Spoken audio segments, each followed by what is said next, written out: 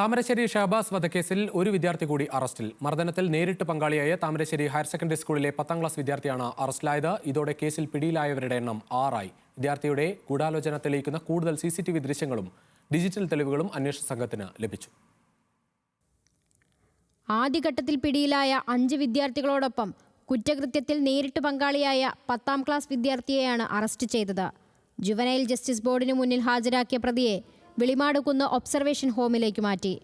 കസ്റ്റഡിയിലെടുത്ത മൊബൈൽ ഫോണുകളിൽ നിന്നും ലാപ്ടോപ്പിൽ നിന്നും ലഭിച്ച ഡിജിറ്റൽ തെളിവുകളുടെയും CCTV ദൃശ്യങ്ങളുടെയും അടിസ്ഥാനത്തിലാണ് അറസ്റ്റ്. സംഘർഷം നടക്കുമ്പോൾ സ്ഥലത്തുണ്ടായിരുന്ന പ്രദേശവാസികൾ പോലും പ്രതികളായ പലരുടെയും പേരുകൾ പറയാൻ ഭയപ്പെടുന്നതായി ഷഹബാസിന്റെ പിതാവ് ഇക്ബാൽ പറഞ്ഞു.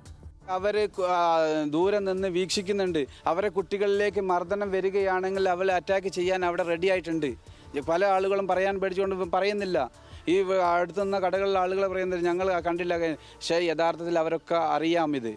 അവർ ഈ അങ്ങാടിയിൽ ഈ ടൗണിലുള്ള ആളുകളായതുകൊണ്ട് ഓലുമായിട്ട് ഇടപഴകുന്ന ആളുകളായതുകൊണ്ട് അവർക്ക് പറയാൻ പേടിയാണ്. പ്രതികളായ വിദ്യാർത്ഥികളുടെ ഗൂഢാലോചന തെളിയിക്കുന്ന കൂടുതൽ തെളിവുകൾ അന്വേഷണ സംഘം കണ്ടെത്തി. പ്രതികളായ 6 വിദ്യാർത്ഥികൾ ഉൾപ്പെടെ 62 വിദ്യാർത്ഥികൾ ഉൾപ്പെടുന്ന ഇൻസ്റ്റഗ്രാം ഗ്രൂപ്പിലെ ചാറ്റ് വിവരങ്ങളും ഇതിനായി ഉപയോഗിച്ച ഫോണുകളും അന്വേഷണ സംഘം തിരിച്ചറിഞ്ഞു. മർദ്ദനത്തിനു ശേഷം അക്രമി സംഘം താമരശ്ശേരിയിലെ ഒരു മാളിന് സമീപം ഒത്തുകൂടിയതിന്റെ CCTV ദൃശ്യങ്ങളും പോലീസ് ശേഖരിച്ചു.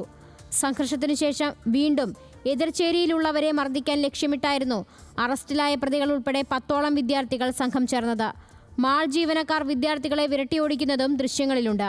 താമരശ്ശേരി ഹയർ സെക്കൻഡറി സ്കൂളിലെ ഈ വിദ്യാർത്ഥികൾ കറുത്ത ഷർട്ട് ധരിച്ചായിരുന്നു എത്തിയത്. ഇതും ഗൂഢാലോചനയുടെ ഭാഗമായിരുന്നു എന്നാണ് അന്വേഷണ സംഘത്തിന്റെ നിഗമനം. അന്വേഷണം കൂടുതൽ വിദ്യാർത്ഥികളിലേക്ക് നീങ്ങാനുള്ള സാധ്യതയും അന്വേഷണ സംഘം തള്ളിക്കളയുന്നില്ല.